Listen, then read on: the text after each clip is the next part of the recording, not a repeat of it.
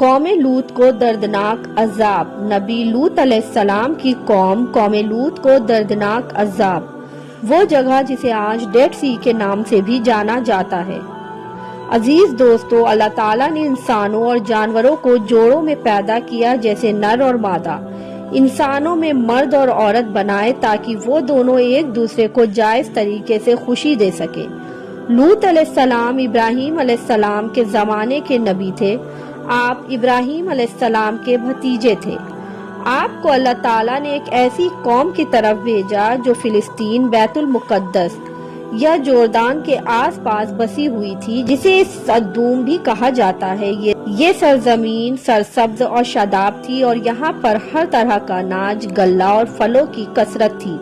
اس قوم کے لیے لوط علیہ السلام کو نبی بنا کر بھیجا گیا، اس لیے اس قوم کو قوم لوط کہا جاتا ہے۔ اس قوم میں اس وقت ایسی برائی پائی جاتی تھی جو اس سے پہلے دنیا کے کسی بھی قوم میں نہیں پائی گئی۔ اس قوم کے مرد اپنی نفسیاتی یعنی جسمانی خواہش کو پورا کرنے کے لیے مردوں کے پاس جاتے تھے، جسے ہومو سیکشولیٹی بھی کہا جاتا ہے، اور یہ بے حیائی اور برائی اتنی عام ہو گئی تھی کہ وہ اپنے اس برے کام کو برا نہیں سمجھتے تھے بلکہ اس پر فخر کیا کرتے تھے۔ روایتوں میں آتا ہے کہ اس بے حیائی کے کام کی شروعات شیطان نے کی۔ وہ ایک خوبصورت نوجوان بن کر آیا اور اپنے ساتھ وہاں کے مردوں کو برا کام کرنے کے لیے بہکایا، اور اس طرح قوم لوط میں یہ برائی پیدا ہو گئی۔ وہ لوگ عورتوں کو چھوڑ کر مردوں سے اپنی ہوس پوری کرنے لگے۔ روح زمین پر یہ برا کام لوط علیہ السلام کی قوم سے شروع ہوا تھا، اس لیے آج بھی اس برے کام کو لاواطات ہومو سیکشولیٹی کے نام سے جانا جاتا ہے۔ لوط علیہ السلام نے اپنی قوم کی اصلاح کی بہت کوشش کی۔ کئی برس ان کے بیچ میں رہ کر دین کی دعوت دیتے رہے، نصیحتیں کرتے رہے، اللہ تعالیٰ کے عذاب کی دھمکی دیتے رہے، لیکن ان کی قوم پر کوئی اثر نہ ہوا۔ لوط علیہ السلام نے کہا، اے میری قوم، تم لوگ ایسا برا اور بے حیائی کے کام کر رہے ہو جو آج تک دنیا میں کسی نے نہیں کیا۔ یہ بالکل غلط کام ہے۔ تم اپنی عورتوں کو چھوڑ کر مردوں کے پاس جاتے ہو۔ اگر تم اپنے اس برے کام سے باز نہ آئے تو مجھے ڈر ہے، ایک دن تمہیں اللہ تعالیٰ کا عذاب آ گھیرے گا۔ میں تم سے اپنے اجر دعوت حق دینے کی کوئی قیمت نہیں مانگتا، میرا اجر تو میرے رب کے پاس ہے جو سارے عالم کا مالک ہے۔ اس پر ان کی قوم کو، جو دولت مند، بگڑیل یا امیر سردار تھے، ہمیں نصیحت مت کرو، بڑے پاک صاف بنتے ہو، اگر تم نے نصیحت دینا بند نہیں کیا تو ہم تمہیں شہر سے باہر نکال دیں گے۔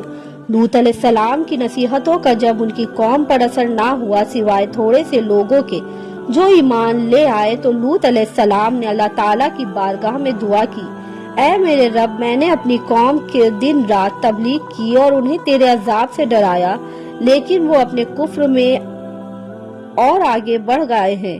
اے میرے رب، اب یہ ایمان نہیں لانے والے، اب ان کا فیصلہ تو ہی کر۔ اللہ تعالیٰ نے قوم لوط کو عذاب دینے کے لیے 2 فرشتے بھیجے۔ دونوں فرشتے جب نازل ہوئے تو پہلے ابراہیم علیہ السلام کے پاس پہنچے، پھر فرشتے شام ہونے سے پہلے لوط علیہ السلام کے پاس 2 کمسن خوبصورت نوجوانوں کی شکل میں پہنچے۔ وہ ان کے ہاں مہمان بن کر آئے۔ لوط علیہ السلام کو اپنی قوم کے لوگوں کی خباثت کا پتہ تھا، اس لیے جب انہوں نے اپنی کمسن خوبصورت نوجوان مہمانوں کو دیکھا تو غمگین ہو گئے اور دل ہی دل میں سوچنے لگے اور کہنے لگے، آج کا دن بڑی مصیبت کا دن ہے۔ انہیں ان کی فکر لاحق ہوئی کہ کہیں ان کی قوم کے لوگ ان مہمانوں کے ساتھ کوئی برا کام نہ کرے، اس لیے وہ جلدی سے اپنے مہمانوں کو اپنے گھر کے اندر لے آئے۔ لیکن ان کی بیوی ڈھونڈتی ہوئی گئی اور اپنے قوم کے بگڑیل امیر سرداروں اور بدکاروں کو اپنے گھر میں آئے ہوئے مہمانوں کی خبر دے دی۔ قوم کے بدکار لوگ لوط علیہ السلام کے گھر آ پہنچے اور لوط علیہ السلام سے کہا، ان لڑکوں کو ہمارے حوالے کر دو۔ لوط علیہ السلام نے کہا، یہ میرے مہمان ہیں، میں ان کو ہرگز تم لوگوں کے حوالے نہیں کروں گا۔ تمہیں اللہ تعالیٰ کا واسطہ ہے، میرے مہمانوں کے سامنے مجھے ذلیل، بے عزت، رسوا نہ کرو۔ کیا تم میں سے کوئی بھی بھلا آدمی نہیں ہے؟ اور قوم کی عورتوں کی طرف اشارہ کرتے ہوئے کہا، یہ میری بیٹیاں اور یہ قوم کی بیٹیاں ہیں، تم ان سے نکاح کر لو اور اپنی نفسیاتی خواہشات کو ان سے پورا کر لو، لیکن ان کی قوم کے لوگ نہیں مانے اور کہا تم اچھی طرح جانتے ہو کہ ہم کیا چاہتے ہیں، ہم تمہیں کل صبح تک کی مہلت دیتے ہیں، کل صبح کے بعد تم ہمیں روک نہ پاؤ گے۔ یہ کہہ کر وہ لوگ چلے گئے۔ اپنی بے بسی پر لوط علیہ السلام کی آنکھوں میں آنسو آ گئے۔ وہ چاہ کر بھی اپنے مہمانوں کی حفاظت نہیں کر سکتے تھے، کیونکہ ان کی قوم کے بدکار لوگ تعداد میں زیادہ اور طاقتور تھے۔ لوط علیہ السلام نے کہا اے کاش مجھ میں تم سے مقابلے کی قوت ہوتی یا میں کسی زبردست کا آسرا پکڑ پاتا۔ تب فرشتوں نے کہا ہم عذاب کے فرشتے ہیں اے لوط علیہ السلام، گھبرانے کی ضرورت نہیں ہے، ہم تک تو کیا اب وہ تم تک بھی نہیں پہنچ سکتے۔ اللہ تعالیٰ نے ہمیں آپ کی قوم کو عذاب دینے کے لیے بھیجا ہے، اور آپ کے ساتھ جو لوگ بھی ایمان لائے ہیں صبح صادق سے پہلے اس بستی کو چھوڑ کر دور چلے جائیں، اور خبردار کوئی مڑ کر پیچھے نہ دیکھے، اب ان گناہ گاروں میں سے کوئی نہیں بچنے والا۔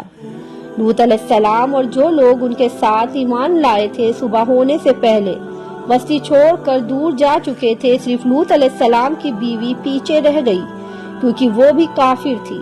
اب فرشتوں نے زمین کو جڑ سے اٹھا کر پلٹ دیا اور کئی کلومیٹر، تقریباً 40 کلومیٹر تک گہرے زمین میں دھسا دیا، پھر ان پر پتھر اور تیزاب کی بارش کی۔ اس طرح ان گناہ گاروں کو نام و نشان مٹا دیا گیا اور کوئی بھی نہ بچ سکا۔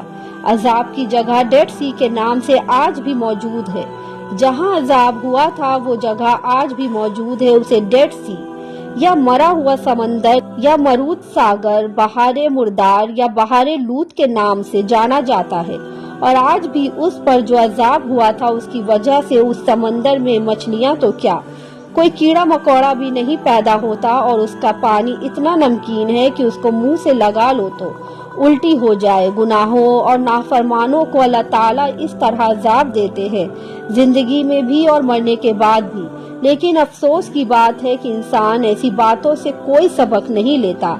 آج کچھ ماڈرن قسم کے لوگ اور یہود اور نصارہ اس برے کام کو برا نہیں جانتے اور ایسے برے کام کرنے والوں کو قانونی درجات دے رہے ہیں۔ اللہ تعالیٰ ہم سب کو ایسے برے کام اور ایسے برے خیالات سے بچائے، آمین یا رب العالمین۔